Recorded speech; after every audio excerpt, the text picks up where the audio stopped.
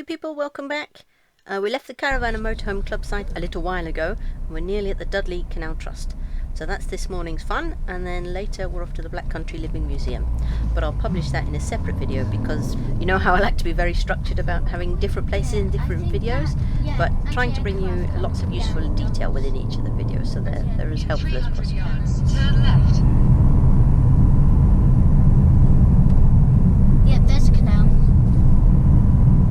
Anyway, so the canal basin and the living museum are actually connected. I believe there's a gate and a bridge linking the two, but I'm hoping that the parking for the canal centre is a little quieter, as we've just driven past the museum parking a moment ago and it looked like absolute chaos in there. Of course it is half term and it's February, so it's quite chilly, so it's entirely understandable. Oh, I should mention also that Dudley Zoo and Castle are right next door to the Living History Museum, so that's incredibly handy. And I promised to try and resist doing awful impressions of Lenny Henry. What is it he says? Dudley? Anyway, I shall try and resist doing that all the way through. Anyway, enough of my terrible impressions. I'm so sorry, people of Dudley. We've arrived and this place looks really great. I'm already happy though because the parking was super easy to get to and there's loads of space here, so that's excellent.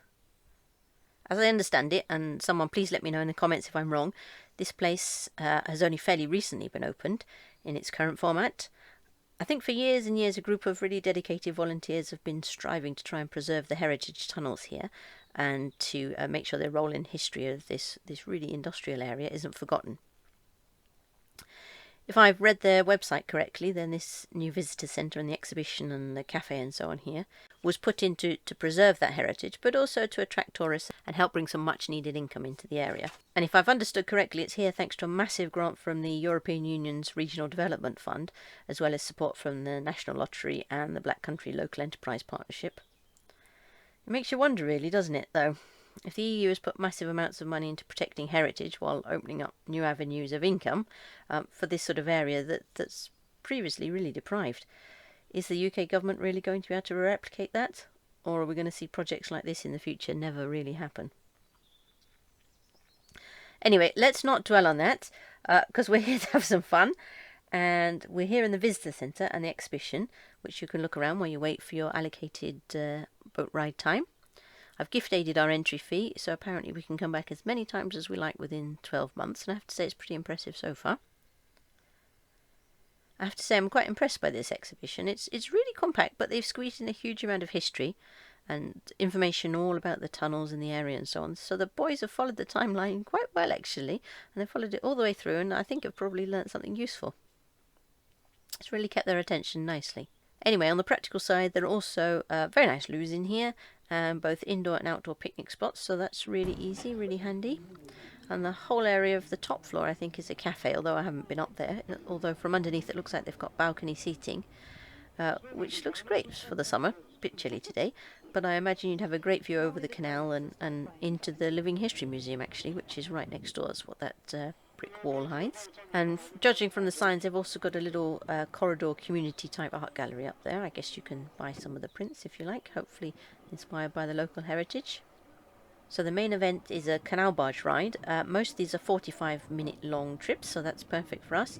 But I believe they also do a 20-minute toddler special with songs and stories and so on, and a 2-hour and a 6-hour trips that go right the way through loads more of the tunnels and out into the open water of the area and so on.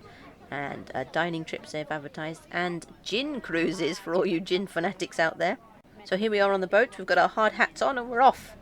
As a family of 2+1, which actually I was really impressed with the ticketing. They've got all sorts of options there, which is great, because usually travelling as a solo adult, in this case, all the family tickets are for 2+2 or 2+3 sometimes.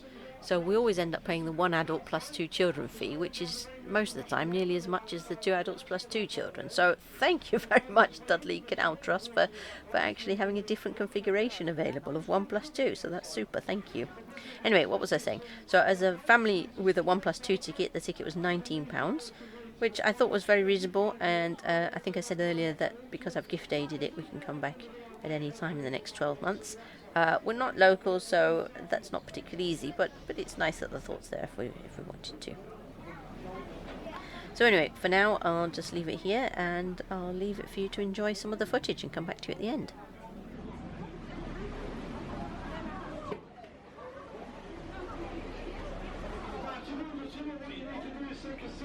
construction shafts from the level of the tunnel up to the surface. You'll see there are the men down there called navvies who will dig it all out, bricklining where necessary, and opening in the middle. Quite often they use to miss, which is where you get kinks in the tunnel. Originally there was 13 construction shafts in the whole length of this tunnel, which is 1.9 miles. But you're going to see two of them today. Oh, look. First one's just Above you. above your heads there. Feel free to look up. Keep your hands in now, inside your man. So, if you look to the left-hand side of the boat, you will see flooded mine. If you're waiting that mine, you're waiting roughly 2 to 3 feet of water for your 12-hour shift. Ooh. On your right-hand side is Tipton Mine. Tipton Mine was also used for coal. That goes back 200 feet and drops down at 80-foot drop to the caverns below us. So there are twice as many caverns below us as there is on this level. And we're coming into Castlemore Basin now. Castlemore Basin was originally undercover. The roof came down over 180 years ago. As we come in, if you look to the right-hand side of the tunnel, you will see another tunnel. That's called the Men's Nest Tunnel. What takes you down to the most famous cavern in Dudley, known as the Seven Sisters.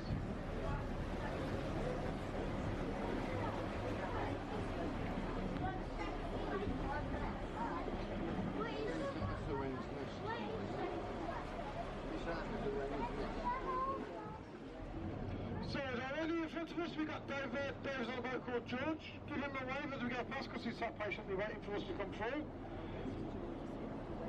He's in the old tunnel. We'll be coming out of that one in about 25 minutes.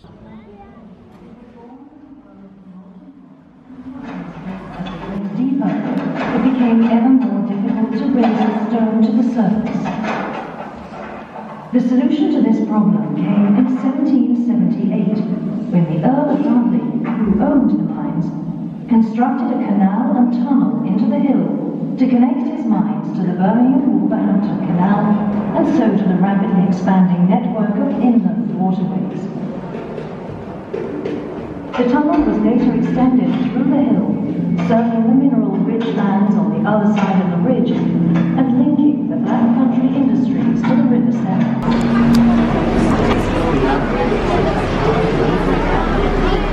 Very narrow in here. The lighting conditions in here are done to reflect that of what the miners worked in. You'd have started your working life at the age of 9 if you was a boy, and at the age of 12 if you was a girl. 9? You'd have worked 12 hours a day, 6 days a week. For that you'd have earned pennies, not pounds. And your average life expectancy as a limestone miner was 27 years old, as opposed to a coal miner, which was 34. Limestone was quarried here on Dudley Castle Hill for hundreds of years, but the arrival of the canal prompted a rapid increase in mining activity, and at its peak, the Dudley mines produced over 100,000 tonnes of limestone a year. The extraction of the stone left behind a network of vast caverns, which became an attraction for scientists, engineers, and visiting dignitaries from abroad. The Dudley Caverns have also played an important role in the development of the science of geology and became renowned internationally for the quality and diversity of the fossils that have been discovered here. In 1849, addressing a meeting of scientists in the 1850s, the caverns were open to the public. Gas lighting was installed, cars laid out, and a bandstand constructed.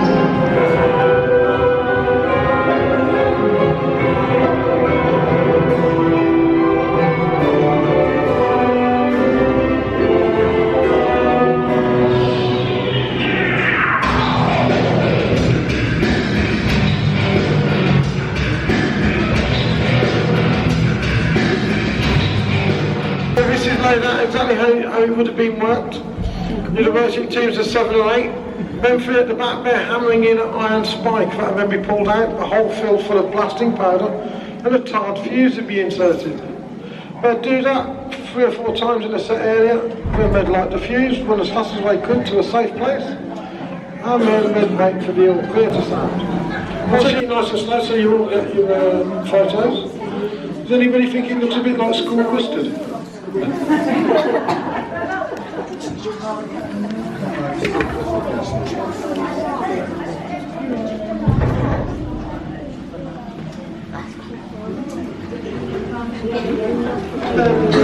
Because they were all handmade. Record shows we have over 4.5 million handmade bricks down here. And these were made by the miners' wives and children as young as 5. If you look above your heads, you'll see some fine examples of these. And if you look really closely, you will see fingerprints in some of them, as well as doodles. Because the children used to get bored. As they still do, don't you, kids? Yeah. So now I'm bringing you back into Cathedral Arch. This was an underground junction.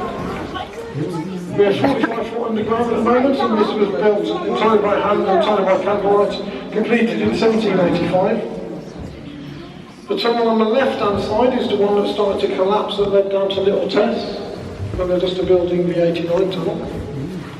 And the boat bay number 17 is similar in design to the boats that would have been used down here. The exception being, obviously, we still had to manoeuvre the boats, so what they used to do was something called legging. This is where 2 people would lie on a wooden plank, they would run the wall. Now, I do have a wooden plank on board. I am coming to a... You're legging it now? Yay! Yeah.